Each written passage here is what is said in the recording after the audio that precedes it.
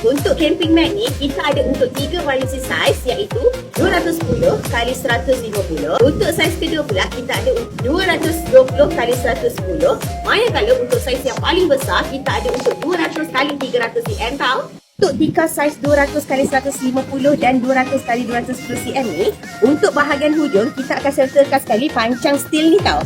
Ini adalah untuk saiz 210 x 150. Adalah untuk saiz yang kedua.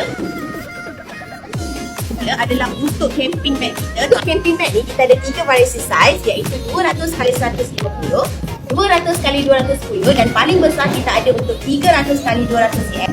Tapi untuk saiz 200 x 150 ni mempunyai 2 variasi color iaitu untuk color grey dan juga color cream. Sama juga 400 x 210 ni juga mempunyai 2 variasi color cream dan juga untuk color grey. Untuk saiz yang paling besar, Kak Abang boleh dapatkan kita punya 200 x 300 cm untuk desain bunga ni. Kalau Kak Abang pengguna dah dapatkan kita punya camping mat dan juga beach mat daripada Tanking ni, boleh dapatkan dengan Tanking sekarang. Jumpa lagi di the next video. Bye!